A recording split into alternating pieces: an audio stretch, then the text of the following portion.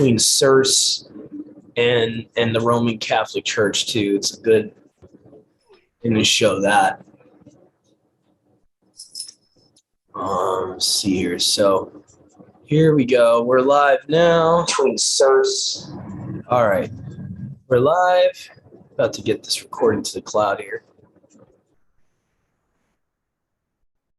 Shalom, everyone. I'm Brother Doug. I'm with my brother Joshua tonight. We're having a little, you could say, a spontaneous fellowship meeting tonight. Being that obviously we don't celebrate Genocide Day. So we're gonna be doing a prophetic study we want to do for a long time, and I've been compiling scriptures for this study. This is going to be about, according to Scripture, who the fourth beast, end times beast of Daniel was. And just to kind of give you an introduction, yes, there was four beasts during Daniel's time, but that doesn't mean that it was fully fulfilled back then, because we're going to see in Daniel 7 how that last beast kingdom was yet to be revealed. Daniel wasn't even told technically who that fourth beast kingdom was. And it was said that kingdom is to be given to Yahuwah and the set apart ones. That never happened. Oops, I'm sorry. Yeah, I just need a little bit of room here. I know.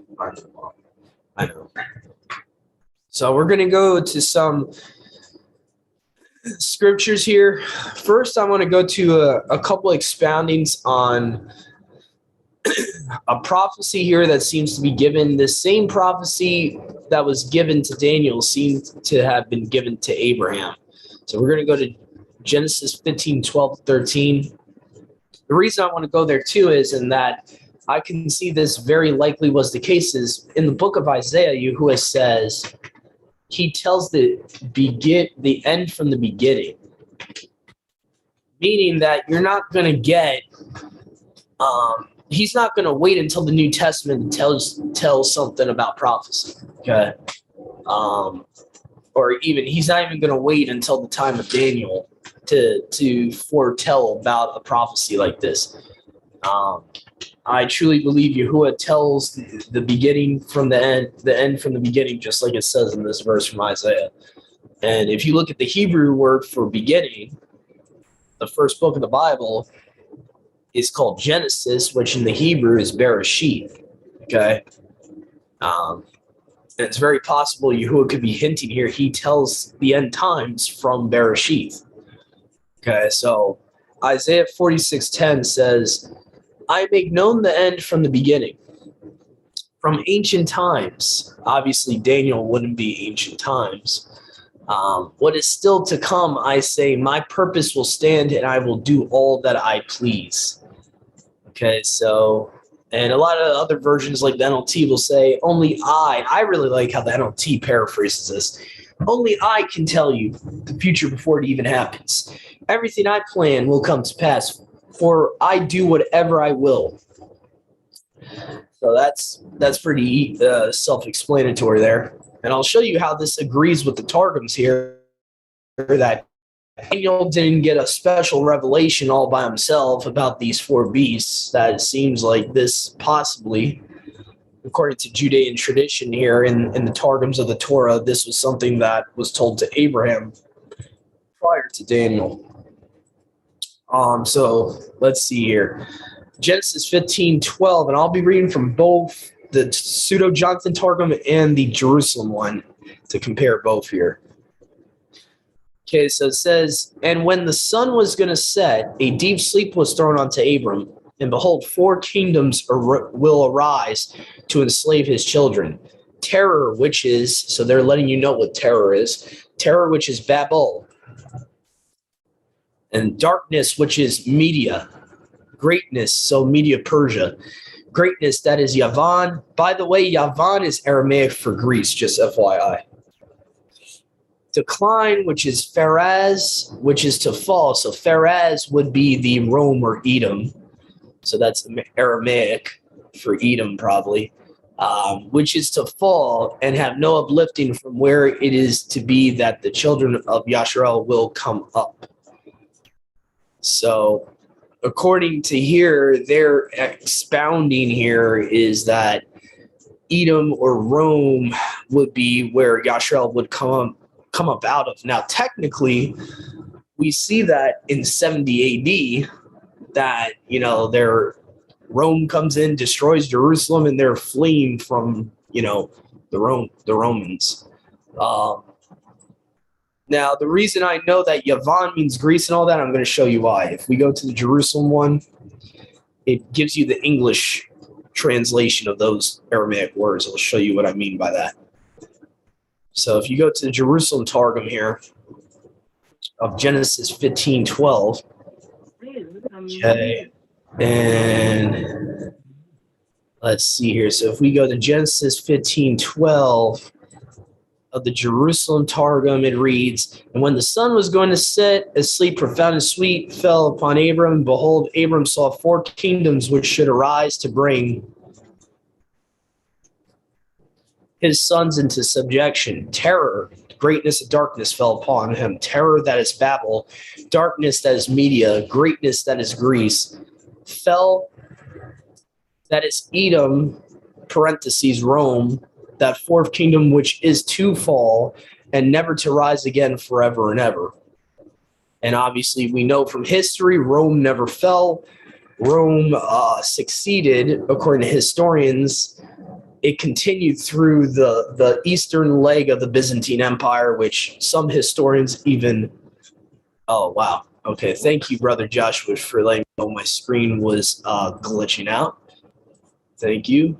All right, so just to show you that again, in the Jerusalem Targum, they define Yavan as Greece, okay, and the other Aramaic word as Media, and then obviously you have Fel, that is Edom, parentheses Rome, that 4th kingdom which is to fall and never to rise again forever. So according to Isaiah 46:10, Yahuwah tells the end from the beginning. And it's very possible Abraham could have been told this 4-beast prophecy even before Daniel was ever told it. 1806 was when the Holy Roman Empire fell, so that was the last of it. What, the last of the Byzantine? No, Byzantine was gone. So that was just a head wound then. Okay. Mm-hmm. All right. Yeah, that was just a head wound. That was I guess you would call they were paralyzed in the 1800s, Mm-hmm. but they never really actually fell because it continued through the Byzantine leg of it. The Byzantine Empire was part of the Roman Empire. It continued through there, and it kind of evolved after that. Once you get through the Byzantine Empire, you got the popes back in after Napoleon. When Napoleon did, I mean, if you study history for yourself, it makes sense why Rome. They went till 1453 in Constantinople, the Byzantine. Yeah. So Constantinople, by the way, you get that name because of Constantine. When he conquered that land, he named it after himself. Ottoman is what it became after the Ottoman Empire is that's the one part of that original Roman Empire no one pays attention to is the Ottoman. Mm-hmm. Mm-hmm. Yeah. So, but we're going to go into some more scriptures here to show why I believe what I believe about the last beast kingdom being Rome, aka Edom. Okay, we're going to go to now Revelations, the book of Revelations, where clearly the popes are the way the popes dress on Easter, like pretty much parallel what Revelation 17 is talking about here. So it's very obvious that they are the priests of this harlot. It's pretty obvious to me. So if we go to Revelation 17, and there's only one religious system that dresses themselves like this. You will not see Judaism dress themselves like this. You will not see any other religion. Islam doesn't dress themselves like this. They don't wear purple and scarlet. Okay, so there's only one religion that really does this. And FYI, in prophecy, a woman usually is referring to a body of believers of some religion. Mm-hmm. Usually it's a religious system when it's referring to a woman. Yeah. So you got to keep that in mind with prophetic language. Right.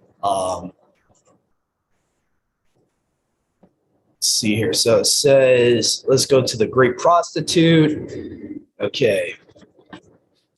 Let's see here. Let's start with verse 2 here. The kings of the earth committed whoring with her, and all the earth dwellers are drunk with wine of her fornication. Now, the fornication there's probably referring to her false doctrine, any of her teachings of Rome or the Vatican, so on and so forth.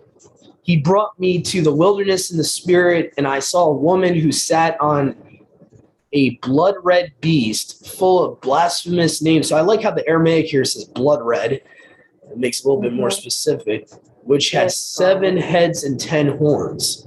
Now, again, horns in scripture, it's referring to the 10 kings, just FYI.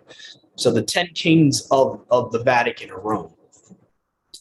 And the woman was wearing purple and scarlet, gilt with the gold and precious stones. So this harlot, this religious system is wearing purple, scarlet, has a golden cup in her hands. And it was full of abominations and the filth of her whoring. And upon her head was written, Mystery Babylon the Great, the mother of harlots and the filth of the earth. Yeah, that definitely describes Catholicism. And I saw the woman who was drunk with the blood of the set part ones. To me, this really screams Rome here. If you know anything about the Dark Ages historically, this screams Rome. Okay. And the blood of the wine, it had the blood of the witnesses of Yahusha. I was stunned with great astonishment when I saw her. And the messenger said to me, or the Malach said to me, why are you stunned? I shall tell you the mystery of the woman and the beast that bears her, which has 7 heads and 10 horns. The beast which you saw existed and is not, and is about to come up out from the sea, and is going to destruction. And the inhabitants on the earth will marvel, whose names are not written in the book of life from the foundation of the world, when they see the beast which was and is not and is approaching. Okay, so and this to me, this is the verse 8 is when it switches gears from a kingdom to actual person called the beast. Okay, a kingdom is not going to rise out of the bottomless pit or the waters of the abyss. If you take that verse literally, it has to be a person being referred to as the beast. Okay, so obviously you got the beast kingdom being referenced in the prior verses, and then you have the beast who's actually, the king of that kingdom. Just to kind of explain that there. Because it gets very confusing. Because in the English, they use one word beast for the kingdom and for the person that is the king of that kingdom. So it kind of gets confusing. Now, in the Greek, they're 2 completely different words. Basilia and basilius. So, and it goes on to say in verse 9, here is the meaning for one having wisdom. The 7 heads are 7 mountains. Again, this is a clue to where this woman is, okay? 7 mountains upon which the woman sits. Now, the Vatican sits on 7 hills, okay? You can check that up on today's geography will prove that the Vatican literally sits on 7 hills, okay? And there are 7 kings, but 5 have fallen. 1 is, and there is another that yet it has not yet came. When he comes, he will yet remain a little time and is given to him. This is where people get confused, and I don't want to go into a whole other topic because this study is not really about who the beast is, but this is where Seventh-day Adventists, they kind of take this one isolated verse and run with it that one of the popes have to be the beast, because this idea that you got 10 kings, he's one of the 10. And so a lot of traditional Protestant interpretation all the way back to the Reformation period, they believed that the Pope was the anti-Messiah, whoever the Pope was, which I'm sorry, but if there's the problem I have with that interpretation is that the Pope does not come from the abyss. We just read about that in verse 8 of this chapter. That's where the beast comes from. So he's not going to come from the Vatican. He's not going to come from America or Russia. He comes from the bottomless pit. He's not a normal human. Okay. So he's ascending from the bottomless pit. Okay, so and then it talks about the dragon, the beast, which it brought, and is and the beast which it brought, and is not, and is the eighth, and is of the seven, and is going to destruction. Now that's interesting. It's mentioning the dragon in the Aramaic in verse 11, and it's almost like combining the dragon with the beast. I find that interesting. So. Okay, 10 horns of the beast, 10 kings. We already talked about that. Let's go to the next bullet point. We already talked about this whole prophecy here. All right, so talked about the golden cup. All right, verse 5, the Catholic Church calls itself the Mother Church. Okay, so the Catholic Church themselves, any Protestants listening in or evangelicals listening in, the Catholic Church claims to be your mother, literally. Okay, this is a historical fact. It claims to be your mother. Like they call themselves the Mother Church. Okay. And that's the problem, is that when you start realizing that even these Protestant denominations that we thought we got away from the harlot, yet we're still in some of her fornication, you could say, spiritually. When it talks about they drank of the wine of her fornication, the Protestant Reformation never fully got rid of the wine of her fornication. They keep Sunday. They don't keep the true Sabbath. I mean, I can go on and on and on. So that's something you got to realize. That's why Yahuwah says in Revelations 18:4, come out of her. It doesn't say come halfway out of her. Okay. So. All right, so verse 6, we talked about the blood of the set apart ones in the Dark Ages. Historically, you can look this up for yourself. You don't believe me, all you have to do is look up this YouTube documentary called A Lamp in the Dark. And it talks about the Protestant Reformation in the Dark Ages and all of that. Okay. Revelation 17:9, 7 hills. Okay, we talked about that. Now I'm going to go to an apocryphal book, which, by the way, was considered canon back in the 1600s all the way into the mid-1700s in the King James Bible. Okay, so I believe there's enough proof that this book should be considered scripture, and that's 4th Ezra. Okay, so I'm going to go to 4th Ezra. I believe it's chapter 6 here. If you have a Catholic Bible, you'll be able to follow on. If not, try to see if you can find a King James with Apocrypha to follow along. So, or even a web with Apocrypha. Most of the Bible apps have this. So you'll be able to follow along with the web with Apocrypha. All right. So 2nd Ezra is chapter 6, I believe. Let me just double check on that. 6 verse 9. Yep. So 2nd Ezra chapter 6, verse 9. Now I'm reading from the World English Bible with Apocrypha. For Esau is the end of this world, or you could say this age, and Jacob is the beginning of the one that follows. So basically, what 4th Ezra is saying here agrees with Daniel, pretty much parallels Daniel, where it talks about the saints, the set apart ones of the Most High will be given that kingdom, that 4th beast kingdom. Okay, so that's why Jacob's the beginning of the one that follows. Okay, so this is pointing to Jacob inheriting the kingdom of the millennial. Esau is the end of this world, meaning it's the last beast kingdom. You know, Esau being the father or ancestor of Edom, the Edomites. Okay. Okay, so to me, that's very interesting. So 4th Ezra seems to be actually agreeing with the Targums, funny enough. So let's see here. I have on my bullet point here, 4th Ezra, 2nd Ezra 6:9 is the end of the world. In context, this is referring to Edom being the 4th beast kingdom that is given to the Most High and his set apart ones. Now you can read about that verse in Daniel 7:19-27. I think we'll go to there next. Daniel chapter 7, verses 19 and 27. So Daniel 7. Okay, I'll try to go a little slower. I know I'm going kind of fast here. Try to go a little slower. Okay.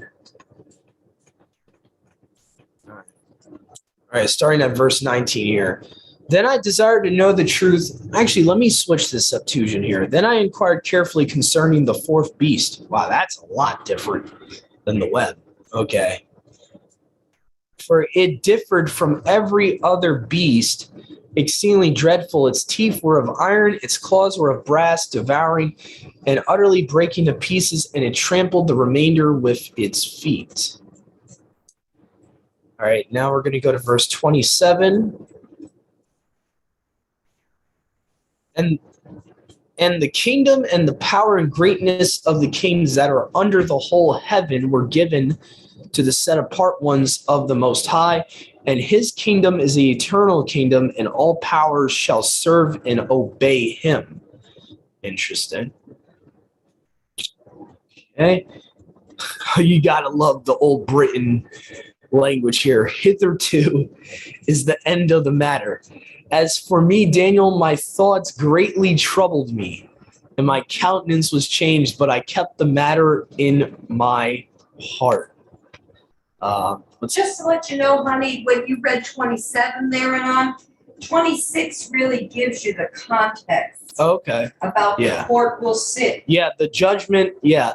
And the right ruling has sat, and they shall remove his dominion to abolish it and to destroy it utterly. So that's referring to the beast, the anti-Messiah. His rule will be utterly destroyed and taken away from him. Oh, I'm glad you brought us to that, Mom, because the prior verse before that verse is another reason I believe Rome is the last beast kingdom. Mm-hmm. Because if you look at verse 25, this fits the Catholic Church perfectly. And this was actually partially fulfilled with Constantine, and even before him, Antiochus partially fulfilled it in his day with the Greek Empire, with the Third Empire. It says, he shall speak words against the Most High, shall wear out the set apart ones of the Most High, and shall think. Notice how it says think to change times and law. So this exposes the idea that they don't have the ecclesiastical authority to do so. They might think they do, they really don't. And power shall be given into his hand for a time, times, half a time. By the way, times, and half a time, that's prophetic language for 3.5 years, just FYI. Okay, so Yeah. All right, so we're going to move on here. Now we're going to go to Obadiah chapter 1 to 4. This is another prophet here hinting to Edom, okay, that Yahuwah's wrath is going to be on Edom. Okay, so now we're going to go to here, and I'll fix my share screen here. Go back to eSword. So Obadiah 1 to 4. Okay. Let's see here, Obadiah, where are you, bud? Obadiah 1 to 4. Edom will be humbled. The vision of Obadiah. Thus says Yahuwah Elohim to Idumea, I have heard a report from Yahuwah, and he has sent forth a message to the nations. Arise ye, let us rise up against her to war. Behold, I have made you small among the Gentiles. You are greatly dishonored. The pride of your heart has elated you. Well, where have we heard that before?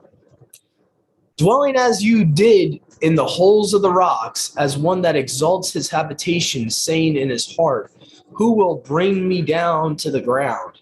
If you should mount up as an eagle, if you should make your nest among the stars, there I will bring you down, says Yahuwah. You know what's interesting about this? The book of Daniel, I think in chapter 11, references this as a prophecy about the beast, the anti-Messiah, that he would I forget what it exactly says. It talks about he would try to take some of the stars with him, referring to the angels. If anyone can find that, that's either in Daniel 10 or 11, where it talks about the Antichrist will actually try to rise up, go to heaven, and take some of the stars with him. So Anyway, moving on though. Okay, so let's see here. We got Daniel. We're going back to Daniel 7 here. Got Daniel 7 verses 8, 20 to 21, 23 to 25. Okay, so all these verses from chapter 7 of Daniel. The little horn speaking great swelling words and attempting, keyword attempting to change times and law. Partially fulfilled with Constantine, Catholic Church claimed ecclesiastical authority to change the Sabbath.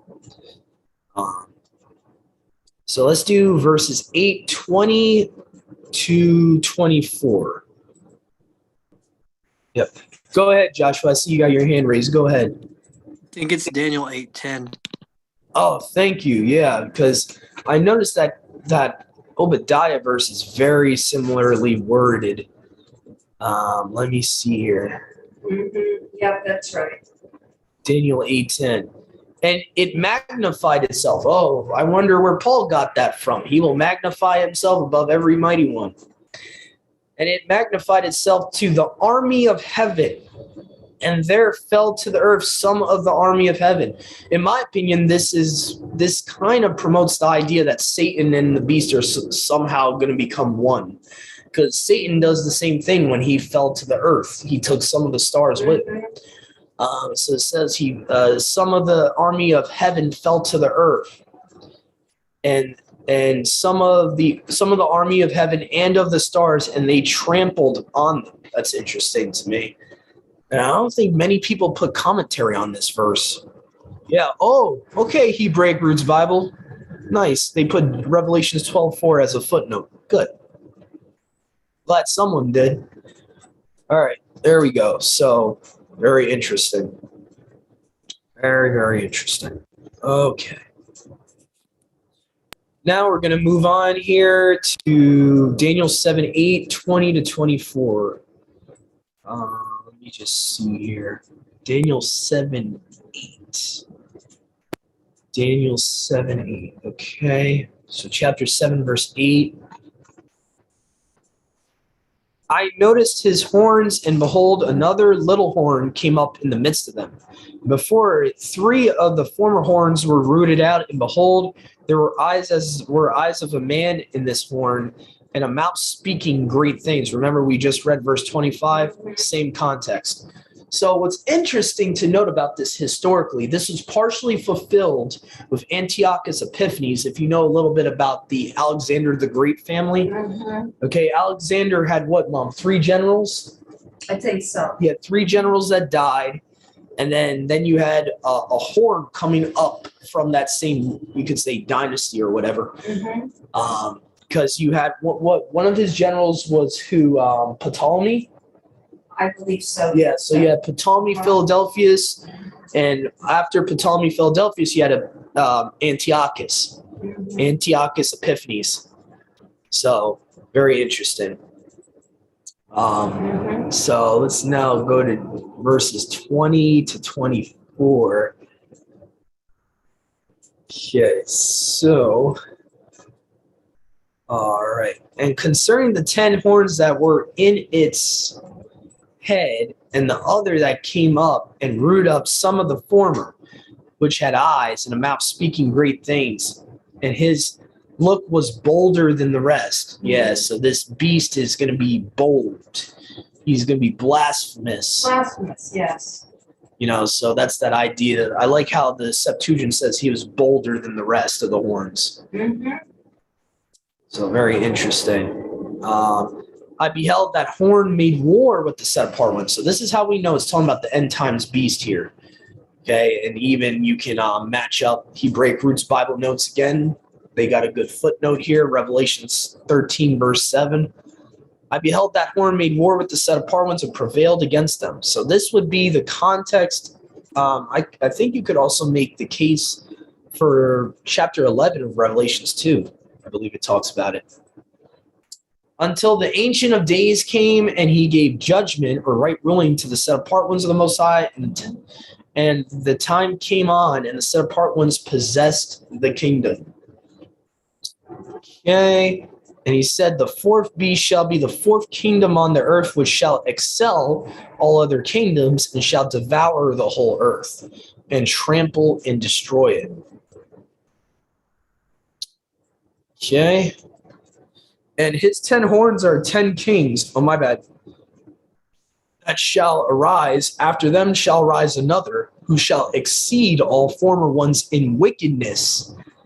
And he shall subdue 3 kings. Now, obviously, to understand verse 24, you have to read like all the book of Daniel, because the book of Daniel splits up these anti-Messiah prophecies between different chapters. Now, to get the whole idea that he's going to subdue 3 kings, you would have to read what chapters in 10 or 11, where it talks about the king of the south, the king of the north, That's and all that. 11. Yeah, Yeah, that's so- all 11. Yeah.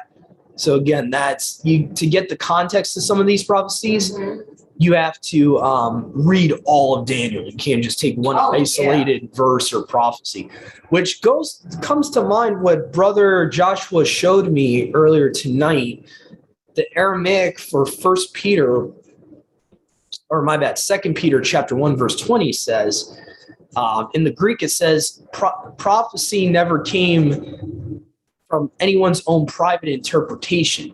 Now, if you look at the Aramaic for that same verse, it's kind of interesting. It says, no one verse's exposition. So meaning that you can't take one verse of prophecy and understand all prophecy. You can't base it on. Right. So it says in the Aramaic here, it says, while you first know this, no prophecy is its own exposition of the scriptures. So it means like you read Revelations 12 or 13 or whatever, you can't base a doctrine off of one verse. That's what Peter's trying to tell you. And I think a lot of us do that unknowingly. We base a lot of our end times interpretation off of one isolated verse of one chapter, and we don't consult all the other prophets. So to me, that's a big deal there. And I like how the Hebraic Roots Bible references for this. Isaiah 28:10 states, the line on line, precept on precept, showing the Bible interprets itself. But you may have to go to other books of the Bible translated by a different person, but Yahuwah is the author of all of it. Yep. That's what I like about the Hebraic Roots 2012 translation. It has a lot of good commentary on it. All right, so let's see here. Gonna move on here to, I think now we're gonna go to the bullet point about how does this connect with First Maccabees saying the Spartans are the brothers of the Israelites? Because at face value, you're like, what is Maccabees talking about? How are the Spartans related to them? What you got to understand is the Edomites are ethnically the Israelites' brothers. Because why? Esau was Jacob's twin brother. So technically, the Edomites are related. Even though they're not considered blood Israelites, they're related. They're brothers, technically. And you see that in Deuteronomy 23, verse 7, which we're going to go to first to build a foundation on this before going to the apocryphal book of First Maccabees. Okay, so Deuteronomy 23, verse 7, it says, you shall not abhor an Edomite because he is your brother. You shall not abhor an Egyptian because you are a stranger in his land. And again, the Hebraic Roots Bible commentator on point, Edomites come from Esau, who was the brother of Jacob. So it's talking about genetically, Edomites are brothers of the Israelites. So again, it's not talking spiritually because the Edomites were pagans. They most likely were pagans. So you can't spiritualize that. But anyway, so now we're going to take that biblical concept of the canon there of Deuteronomy 23:7 and find a second witness here in 1 Maccabees 12:21. Okay, so 1 Maccabees 12:21.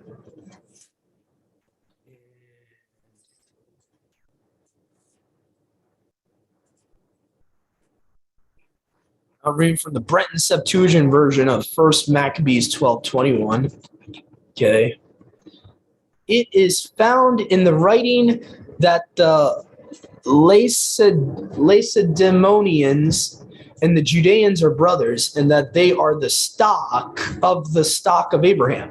So that pretty much narrows it down who they could be referring to as the Spartans or the Lacedaemonians, because it says that they are both of the stock of Abraham. I mean, the Israelites only have one Gentile ethnic. Now Spartans are Greeks, right? Yeah. Well, no, Romans technically. They're Greeks, and like I forget the exact story. They're like a mix. They're the Spartans are like part Greek, part Roman, because what you got to understand, throughout history, at one point in time, Greece kind of controlled Rome. So then you had like the Greco-Roman culture. So they were kind of intermixed. So from what I understand of that, that's why there's a confusion with that.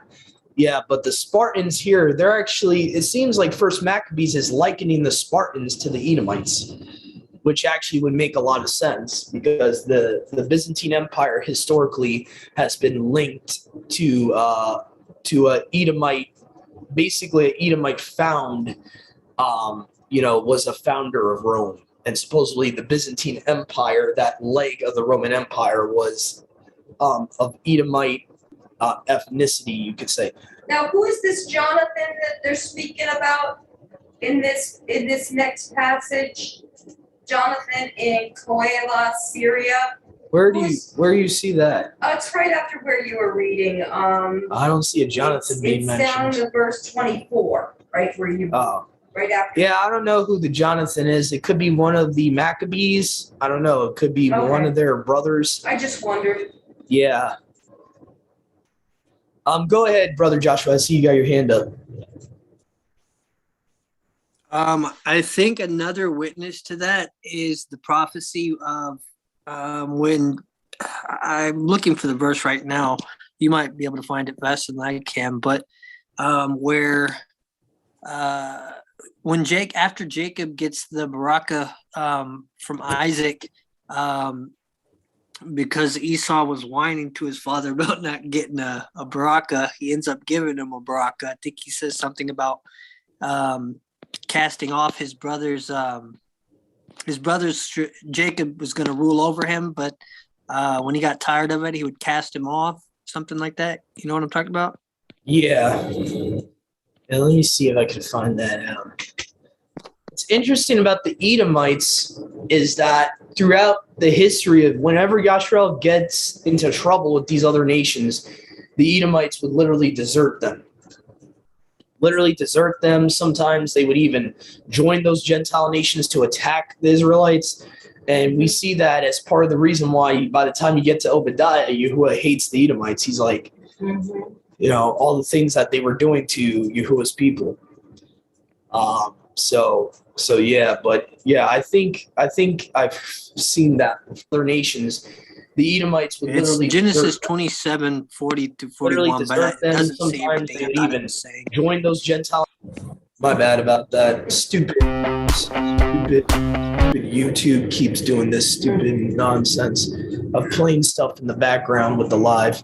My bad about that. Let me see if I can find that though. The Edomites, where Esau, let's see here. Jacob is given Genesis 27. Genesis 27. Okay. Genesis 27.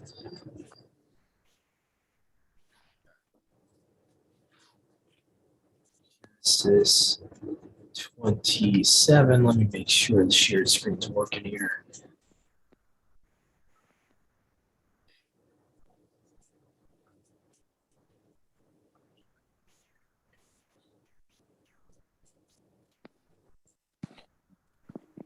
It came to pass, is old. I'm a grown man, not a day of death. Very venison, yeah. His mother said to him,